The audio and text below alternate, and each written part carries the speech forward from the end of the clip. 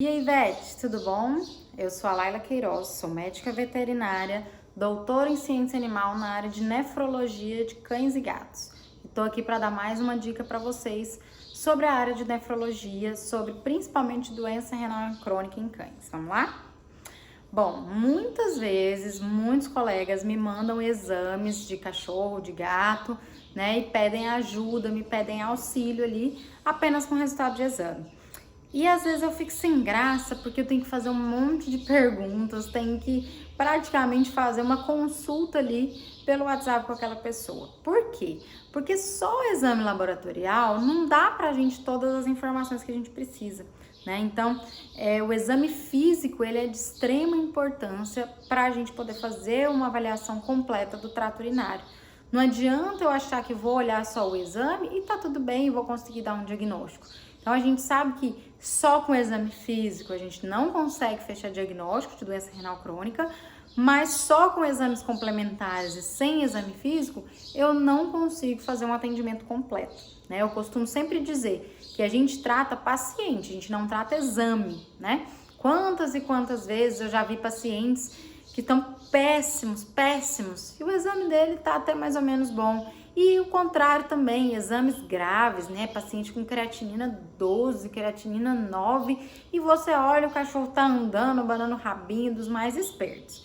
Então, resultado de exame sozinho não significa muita coisa, a gente precisa examinar o paciente. E hoje eu tô aqui para falar para vocês sobre a importância do exame físico para o paciente nefropata, para o paciente com doença renal. Primeira coisa, não dá para fazer consulta veterinária à distância, né? É impossível a gente conseguir fazer uma consulta veterinária à distância, mesmo que na pandemia, mesmo que sem tanto contato, é complicado, porque às vezes o tutor interpreta alguma coisa diferente da gente. Então a gente pode até ensinar o tutor a ver se esse animal está desidratado, a olhar se a mucosa está corada, mas a interpretação dele, a vivência dele é diferente da nossa. Então eu não tenho como jogar essa responsabilidade para o tutor. O que a gente pode fazer, às vezes se está à distância, se está longe, é ter um veterinário para fazer esse exame físico no local e reportar isso para a gente. Mas o exame físico, ele é imprescindível. Não dá para a gente fazer uma boa avaliação sem um bom exame físico. E o exame físico começa avaliando o animal à distância, né? Primeira coisa, o animal chegou no consultório, ele veio caminhando, ou ele veio carregado no colo, né? Ele veio prostrado, ou ele tá alerta, ele tá abanando o rabo, né? Então, pra gente ver o estado geral daquele paciente, é a primeira coisa que a gente observa, né? Então, um paciente que chega em quadro comatoso, em estupor, é claro que é um paciente mais grave do que aquele que vem andando sozinho pro consultório, né? Outro fator que a gente tem que observar bastante é o peso dos nossos pacientes, né? Em toda visita é imprescindível pesar o paciente. Não adianta eu pesei ele 3 meses atrás, ou eu pesei ele semana passada, ou eu pesei ele há 2 dias e tô vendo ele de novo. Pese de novo. Observe se tá havendo perda de peso, se tá havendo ganho de peso, se tá havendo estabilidade no peso. Porque se esse animal está perdendo peso, eu preciso fazer algum ajuste na alimentação dele. É um animal com sobrepeso e continua ganhando muito peso. Será que ele não tem um problema endócrino aí junto? Né? Precisa investigar. Então, sempre pese o seu paciente a cada visita, a cada consulta, em todos os momentos que você o vê, certo? Durante a pesagem, né, e após a pesagem, você também está fazendo a avaliação do score de condição corporal. Então, muitos tutores perguntam pra gente, meu tem um Shih Tzu que tem 7 quilos, tá bom o peso? Não sei, eu não sei qual o tamanho desse paciente, eu não tô vendo o score de condição corporal dele, né? É claro que algumas raças têm alguns padrões, mas esses padrões, eles são muito variáveis, né? A gente tem um Shih Tzu pequenininho e a gente tem aquele Shih Tzuzão grandão, tem Spitz pequenininho, tem Spitz grande. Então, um Bulldog francês, por exemplo, a variação de peso padrão da raça vai de 9 a 16 quilos. Então, é uma variação muito grande. Então, a avaliação do peso serve para a gente avaliar aquele indivíduo comparado com ele mesmo. Mas, no geral, se eu quero avaliar se o animal está bem para aquele peso, eu preciso avaliar o score de condição corporal. E aí, eu vou colocar para vocês no material é aquela avaliaçãozinha, aquela colinha dos scores de condição corporal. Tem o score de 1 a 9, tem o score de 1 a 5, né? Geralmente a gente usa o score de 1 a 9, onde 1, 2, 3, o animal tá abaixo do peso, né? 5 é o peso ideal, 6, 7, 8 é sobrepeso e 9, 10 já é um animal obeso, né? Já aquela obesidade muito intensa. Então, a cada ponto que vai aumentando, são 10% a mais de peso corporal que o animal está. E aí, a gente avaliando o score de condição corporal, a gente vai ver palpação de costelas, a gente vai ver se esse animal tem uma cintura, né? Se esse animal tem um depósito grande de gordura, ou se ele está perdendo muito, se ele está muito magro, né? O doente renal crônico, a tendência é futura ele perder massa magra. Então, eu preciso avaliar. Aí, eu tenho que avaliar também o índice de massa muscular, né? O índice de massa muscular, a gente avalia palpando a região, várias regiões musculares, vou colocar a tabelinha aqui para vocês também, e a gente avalia o score, né, de acordo com o índice de massa muscular desse animal, porque é muito ruim para o nosso paciente perder massa muscular. A gente não quer um paciente sem massa magra, então preservar a massa muscular é muito importante para o acompanhamento do nefropata, tá bom? Outra coisa que a gente avalia também, já vai avaliando a distância, é a característica da pelagem do paciente, né? Aquele animal desnutrido, aquele animal mal nutrido, geralmente a primeira coisa a ficar feia é a pelagem, né? Os pelos ficam secos, quebradiços, né? Sem brilho. Esse pelo já me diz que esse animal não está muito bem de saúde. E o nefropata, quando ele não está estável, quando ele não está se alimentando bem, ele começa a apresentar esses sinais também de pelagem sem graça, de pelagem, né, mal cuidada, digamos assim. A avaliação da cavidade oral, para mim, é o mais importante no doente renal crônico e na injúria renal aguda, né? Em qualquer animal com lesão renal, é importantíssimo, imprescindível avaliar a cavidade oral. Então, eu preciso avaliar a mucosa, eu preciso avaliar a língua, eu preciso avaliar os dentes, eu preciso avaliar a presença de doença periodontal, mas principalmente presença de úlceras orais, né? Aquelas aftas, aquelas úlceras orais que são muito características da uremia. Então, se meu paciente tem úlceras orais, eu preciso me preocupar que ele provavelmente não vai estar se alimentando. Provavelmente ele vai ter muita dor ao se alimentar. Ele vai ter disfagia, ele vai ter odinofagia.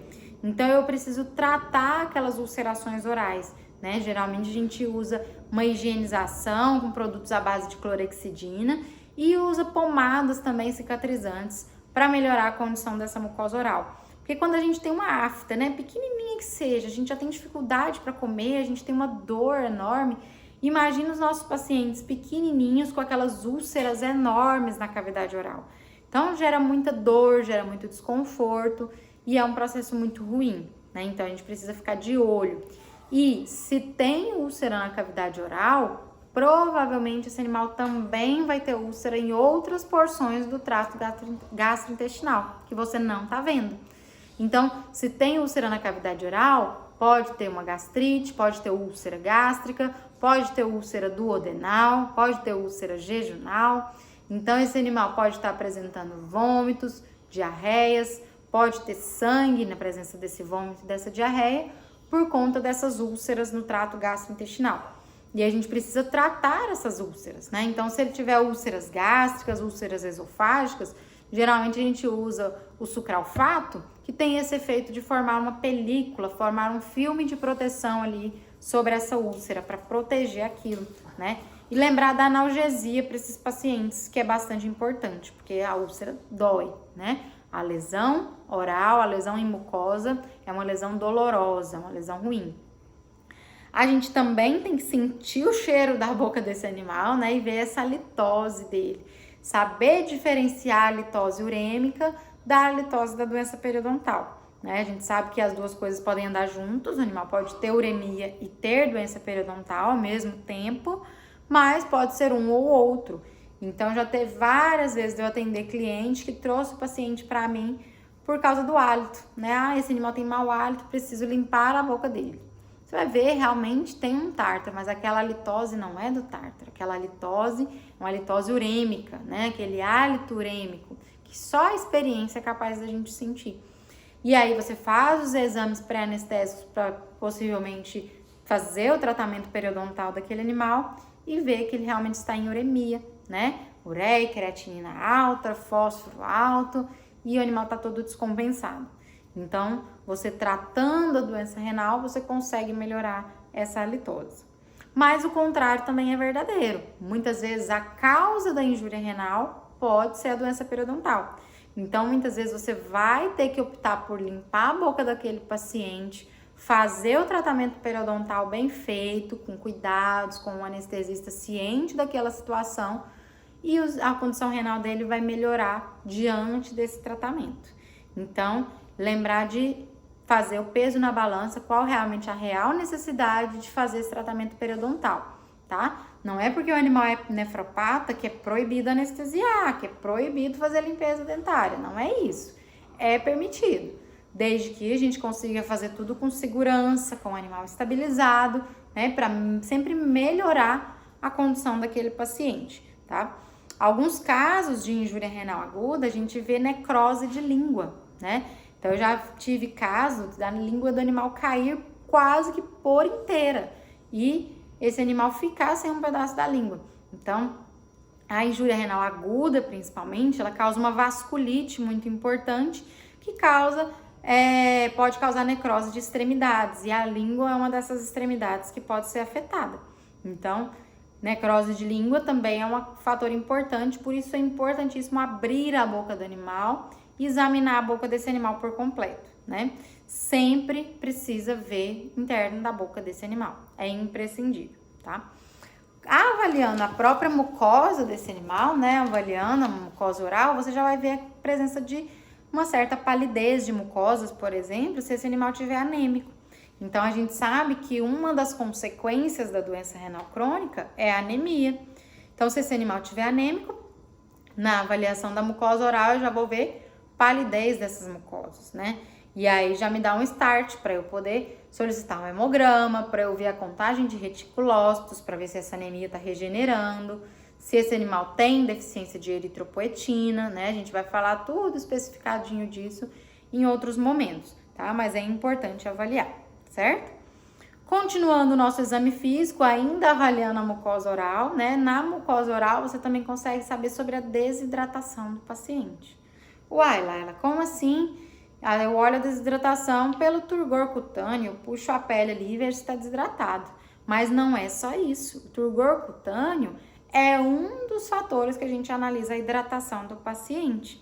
A gente também analisa a hidratação do paciente pelo brilho das mucosas. Então, um paciente hidratado, ele vai ter as mucosas brilhosas, as mucosas, né, bem brilhantes, úmidas. Você, né, com luvas, vai passar o dedo na mucosa, ele vai sentir a umidade mesmo daquela mucosa. Sendo que o contrário é verdadeiro, se esse animal estiver desidratado, essa mucosa vai estar seca, vai estar ressecada, né? Então, aí a avaliação da mucosa oral, a gente já consegue inferir a hidratação também do meu paciente. Olhando para a face dele, outro fator que me fala sobre a hidratação é o posicionamento dos olhos, né? Então, um animal desidratado, ele vai ter os olhos mais fundos, né? Uma enoftalmia importante. Então, avaliar a protusão do globo ocular também é um fator para avaliar a hidratação. E o outro fator, como todos sabem, né, é o turgor cutâneo. É aquele teste da gente puxar a pele do animal e ver quanto tempo essa pele demora para voltar ao lugar. É importante fazer esse teste do turgor cutâneo em vários momentos, em várias posições do dorso do animal, porque às vezes a gente pega algum lugar com excesso de pele, né? E às vezes é uma raça que tem muita pele, então a gente precisa avaliar isso também, tá? Mas sempre avaliar em conjunto com a umidade das mucosas, com o posicionamento do globo ocular, até porque muitos dos nossos pacientes vão ser velhinhos, vão ser idosos. E esses pacientes idosos, eles já perderam muito a elasticidade da pele.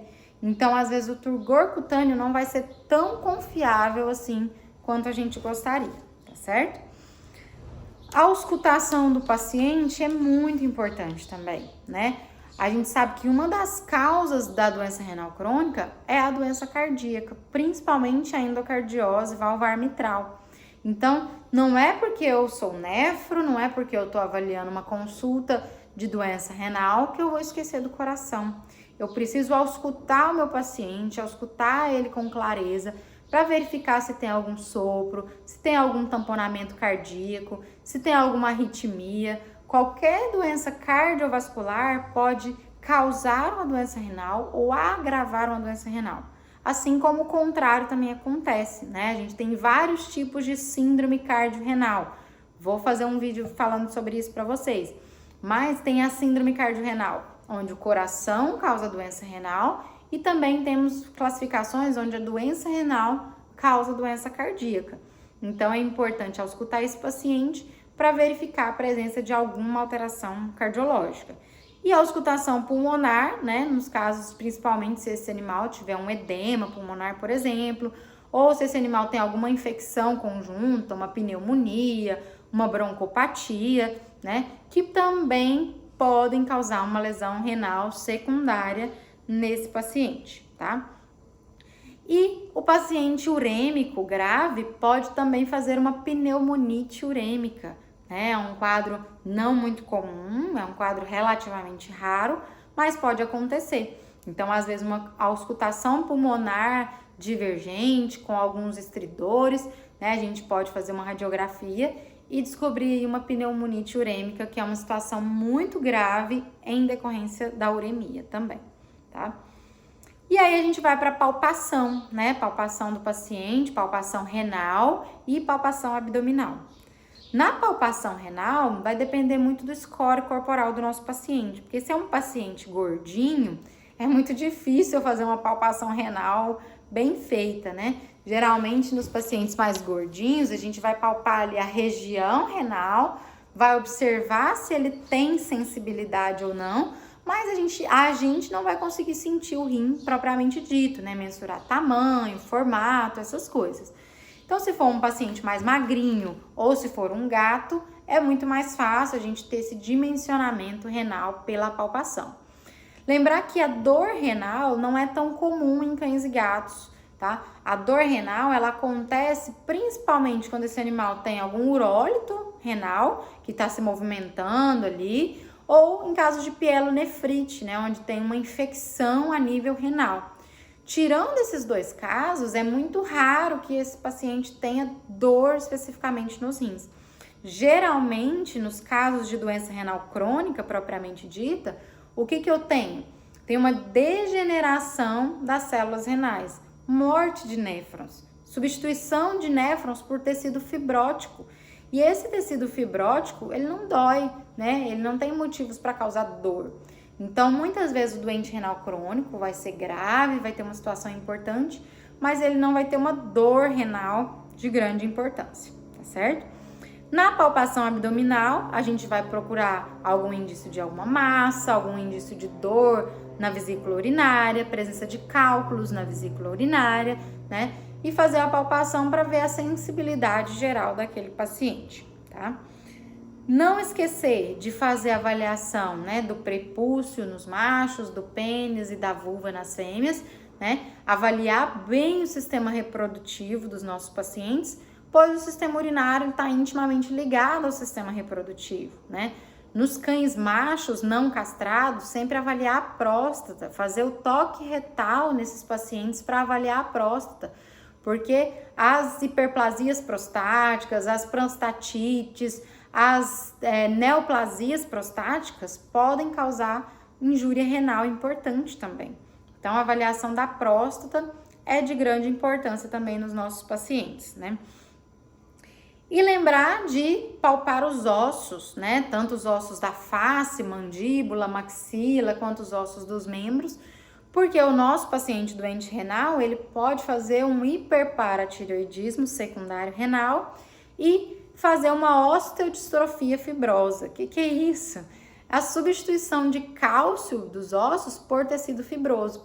E aí eu perco a qualidade desses ossos. Lembra lá da mandíbula de borracha? É isso, né? Eu palpar a mandíbula do meu paciente e ela está mole, ela está macia, né? Com uma textura de borracha mesmo. Então, ela tem uma mobilidade que não deveria ter se tivesse calcificado corretamente. Então, a mandíbula de borracha é um sinal clínico importante de hiperparatiroidismo secundário renal, que por sua vez acontece muito em doença renal crônica juvenil, né? Principalmente em animais jovens e animais filhotes que já nascem com algum comprometimento renal aí congênito, tá certo? Avaliação também da presença de algum edema, né? Animais em oligúria ou em anúria podem começar a fazer edema de membros, na auscultação um edema pulmonar, né? Fazer essa palpação completa do meu paciente. A avaliação de acuidade visual é muito importante, porque a hipertensão arterial, que é causada principalmente pela doença renal crônica, pode causar cegueira súbita por conta de descolamento de retina. Então, muitas vezes, aquele paciente que vem com uma queixa de cegueira súbita pode ser por conta da hipertensão, que pode ser por conta da doença renal. E aí você manda ele já para o oftalmo, nem faz uma avaliação geral, completa daquele paciente, né? E não consegue tratar de forma adequada. Então, por isso é importantíssimo fazer um exame físico completo no seu paciente.